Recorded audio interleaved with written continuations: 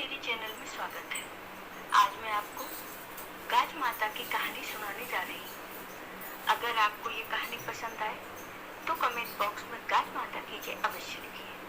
साथ ही अगर आपने अभी तक मेरे चैनल को सब्सक्राइब नहीं किया तो सब्सक्राइब कर लीजिए और बेल आइकन पर क्लिक जरूर कीजिए, जिससे हमारे वीडियो के नोटिफिकेशन आपको मिलते रहे। भाद्रपद या भाद्रव के महीने में की जाने वाली गाज माता की पूजा और व्रत के समय गाज माता की कहानी सुनी जाती है। गाज माता की कहानी सुनने से व्रत का संपूर्ण फल प्राप्त होता है। गाज माता की कृपा बनी रहती है। अब सुनिए गाज माता की ये कहानी। पुराने समय की बात है। एक नगर के राजा और रानी को कोई संतान नहीं थी। संतान न होने के कारण वे हमेशा दुखी रहते थे। महारानी गाज माता की भक्ति किया करती थी। एक दिन रानी ने कहा, हे गाज माता, यदि मेरी संतान होती है तो मैं आपके हलवा और पूरी की कढ़ाई कर दूंगी। गाज माता ने अपने भक्तों की बात सुनी और उसे पुत्र प्राप्ति का वरदान दिया। कुछ दिनों पश्चात रानी के एक लड़का हुआ, पर वह कढ़ाई करना भूल गई। इससे गाज माता नाराज हो गई और गाज माता ने सोचा कि महारानी तो मुझे भूल गई है। और एक दिन रानी का लड़का पालने में सोया हुआ था। तब एक भयंकर गरजती हुई बादली आई और रानी के लड़के को उठाकर अपने साथ ले गई। बादली ने लड़के को जंगल में छोड़ दिया। उस तरफ से एक भील और भीलनी जंगल में गुजर रहे थे तो उन्होंने पालने में एक छोटे बालक को सोते हुए देखा। भील और भीलनी के भी कोई बच्चा नहीं था, इसलिए वह बच्चे को देखकर अत्यंत प्रसन्न हो गई और उसे अपने साथ ले गई। उसी नगर में एक धोबी रहता था जो राजा के भी कपड़े धोता था और भील के भी कपड़े धोता था।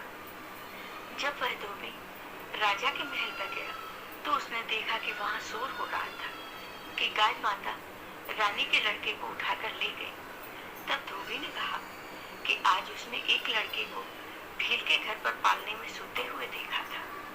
जब राजा को यह बात पता चली तो उसने तुरंत भील को अपने महल में बुलवाया और भील से पूछा कि तेरे घर में लड़का कहाँ से आया। तब भील बोला, मैं गाज माता का व्रत करता था तो मुझे गाज माता ने बेटा दिया है। इस पर राजा और रानी को याद आ गया कि हमने गाज माता को कढ़ाई करने के लिए बोला था, लेकिन हमने कढ़ाई नहीं की। इस कारण गाज माता ने हमसे हमारा बेटा ले लिया। तब रानी ने कहा, हे गाज माता, मेरा बेटा मुझे वापस दे दो। मैंने जितनी कढ़ाई के लिए कहा था उससे दुगनी कढ़ाई करूंगी। और गाज माता का खूब धूमधाम से उजमन किया। तब गाज माता ने प्रसन्न होकर उनका लड़का वापस ला दिया। भील और भीलनी के यहाँ भी बहुत धन दौलत और एक सुंदर से पुत्र रत्न की प्राप्ति हुई। तब सारे शहर में महाराज ने ढिंडोरा पिटवा दिया कि जब भी लड़का या